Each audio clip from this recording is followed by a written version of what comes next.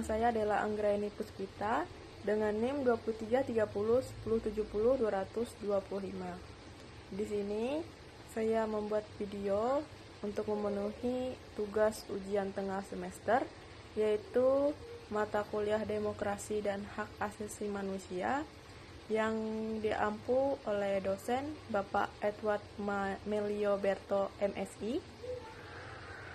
Saya ucapkan terima kasih untuk kesempatannya, yang mana yang menjadi pembahasan atau temanya yaitu bagaimana demokrasi di Indonesia saat ini, sebuah refleksi kritis. Nah,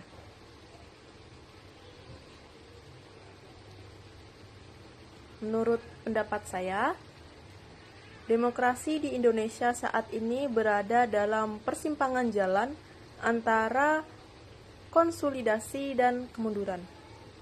Sejak era reformasi tahun 1998, Indonesia telah menapaki jalur demokrasi yang menjanjikan dengan berbagai pencapaian signifikan seperti pemilu langsung, kebebasan pers, serta kebebasan sipil yang relatif terjaga. Namun, dalam beberapa tahun terakhir muncul berbagai tanda yang menunjukkan adanya gejala kemunduran demokrasi atau democratic backsliding, yang jika tidak ditangani dengan serius dapat mengancam masa depan demokrasi itu sendiri di negeri ini. Demokrasi sebagaimana didefinisikan oleh Robert Adler tahun 1971 mencakup dua dimensi utama: partisipasi politik yang luas dan kompetisi yang bebas dan adil. Dalam konteks Indonesia, partisipasi politik masyarakat memang tampak tinggi, terutama dalam pemilu. Namun, kualitas dari partisipasi dan kompetisi itu sendiri perlu dikaji lebih dalam. Pemilu langsung yang telah menjadi pilar utama demokrasi Indonesia kadang justru menjadi ruang subur bagi praktik politik transaksional, manipulasi informasi, dan polarisasi masyarakat. Fenomena ini terlihat jelas dalam dua pemilu terakhir, di mana sentimen identitas lebih dominan daripada debat substantif mengenai program dan visi kebangsaan. Nah, menurut saya, salah satu tantangan paling nyata dalam demokrasi Indonesia saat ini adalah menguatkan oligarki politik. Jeffrey Winters dalam bukunya Oligarki tahun 2010 menjelaskan bahwa dalam banyak negara demokratis, kekuasaan seringkali tetap terkonsentrasi di tangan segelintir elit yang mengendalikan sumber daya ekonomi dan politik. Hal ini juga terjadi di Indonesia. Pemilik modal yang besar dapat dengan mudah mempengaruhi kebijakan publik melalui hubungan patronase dengan para pejabat politik. Akibatnya, demokrasi tidak lagi menjadi sarana untuk mewujudkan kedaulatan rakyat, melainkan sekedar instrumen untuk melegitimasi kekuasaan kelompok tertentu. Lebih lanjut, demokrasi Indonesia saat ini menghadapi tantangan serius dari melemahnya institusi demokrasi seperti parlemen, partai politik, dan sistem peradilan.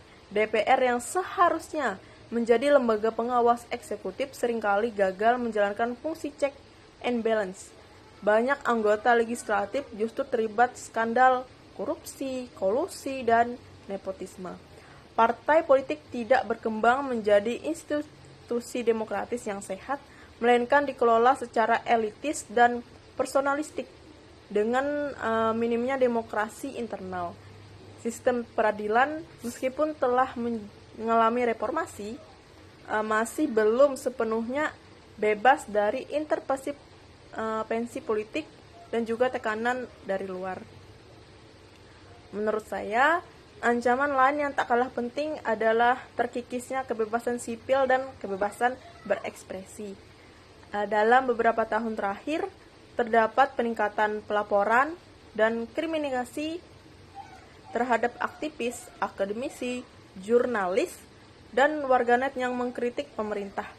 Penggunaan pasal-pasal karet dalam Undang-Undang ITE menjadi alat represif yang membungkam kritik, bertentangan dengan prinsip-prinsip demokrasi yang menjamin kebebasan berbicara. Kebebasan pers pun terancam oleh tekanan ekonomi dan politik yang menyebabkan banyak media arus utama kehilangan independensi dan lebih memilih mengikuti narasi kekuasaan. Di sisi lain, saya melihat ada dinamika positif dari masyarakat sipil yang mulai menunjukkan perlawanan terhadap gejala kemunduran demokrasi saat ini. Lahirnya berbagai gerakan sosial yang mengusung transparansi, akuntabilitas, dan keadilan sosial menunjukkan bahwa semangat demokrasi belum mati. Misalnya, aksi-aksi demonstrasi mahasiswa, masyarakat sipil dalam menentang revisi undang-undang kontroversial seperti UU KPK, UU Cipta Kerja yang dulu, kemudian RKUHP. Bahkan yang terakhir yaitu RUU TNI. Nah, menjadi bukti bahwa publik masih peduli terhadap jalannya demokrasi. Gerakan ini menunjukkan adanya kepedulian kolektif terhadap penegakan prinsip demokrasi substantif, bukan hanya prosedural. Namun, gerakan masyarakat sipil seringkali terbentur dengan sikap represif aparat keamanan. Ruang kebebasan untuk menyampaikan pendapat di ruang publik semakin terbatas dengan meningkatnya pengawasan, pembubaran para aksi demonstrasi, dan bahkan kekerasan terhadap aktivis. Hal ini menunjukkan adanya kekhawatiran dari pihak penguasa terhadap potensi ancaman terhadap legitimasi mereka, yang ironisnya justru menunjukkan ketidaksiapan dalam menghadapi dinamika demokratis. Menurut saya, digitalisasi juga membawa ambivalensi dalam perkembangan demokrasi di Indonesia. Di satu sisi, media sosial menjadi alat penting untuk memperluas partisipasi politik, menyebarkan informasi, dan mengorganisir gerakan sosial. Namun, media sosial juga menjadi medan pertempuran hoaks, ujaran kebencian, kemudian disinformasi yang mengancam kualitas diskursus publik. Nah, polarisasi tajam dalam masyarakat, terutama yang muncul dalam konteks pemilu, seringkali dipicu oleh kampanye hitam, manipulasi informasi yang tersebar luas secara daring. Kemudian masalah lain yang perlu digarisbawahi adalah politik identitas.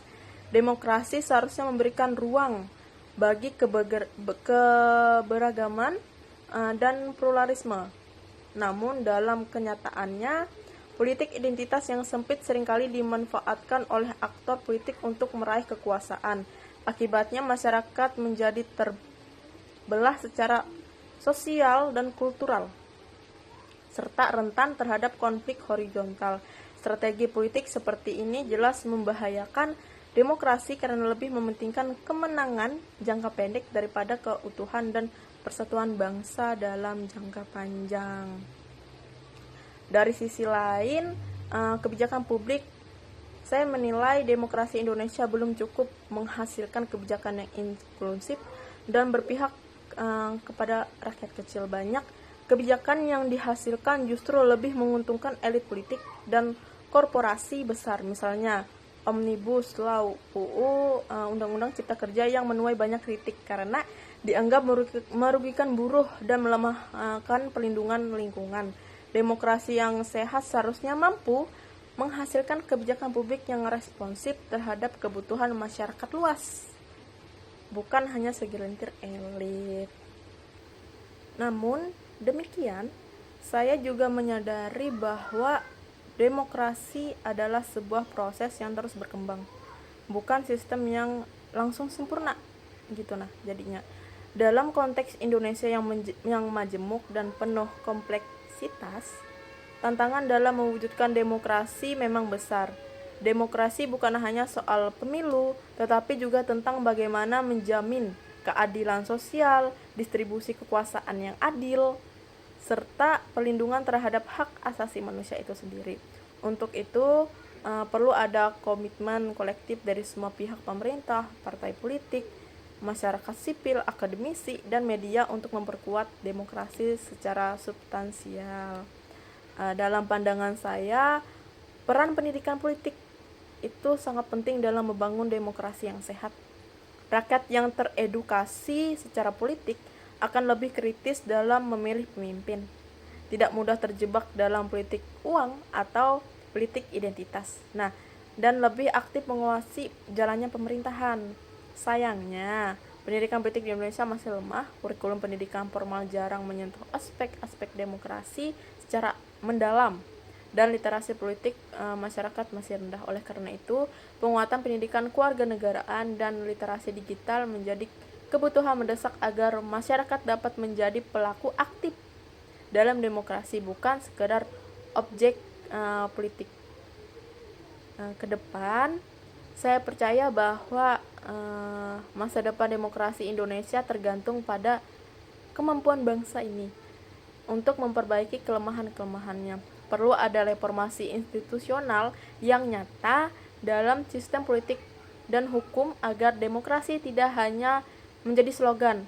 Partai politik harus direformasi agar lebih demokratis dan akuntabel.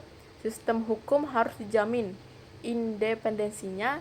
Media massa harus menjaga integritas, kemudian objektivitas. Dan yang paling penting, rakyat harus menjaga semangat kritis, partisipasi, dan solidar sebagai fondasi utama demokrasi. Sebagai penutup nih, menurut saya demokrasi di Indonesia saat ini sedang diuji ketangguhannya. Di satu sisi masih ada ruang dan potensi besar untuk berkembang, namun di sisi lain terhadap kecenderungan regresif yang mengkhawatirkan. Demokrasi tidak akan bertahan hanya dengan institusi formal dan prosedural. Harus ditopang oleh budaya politik yang demokratis, masyarakat sipil yang kuat, serta negara hukum yang harus adil. Masa depan demokrasi Indonesia ada di tangan kita semua. Namun pertanyaannya, yang menjadi pertanyaan kelanjutannya adalah, apakah kita siap untuk memperjuangkannya? Mungkin itu yang dapat saya sampaikan, pendapat saya mengenai bagaimana sih demokrasi di Indonesia saat ini. Kurang dan lebihnya saya mohon maaf, dan terima kasih. Bye-bye.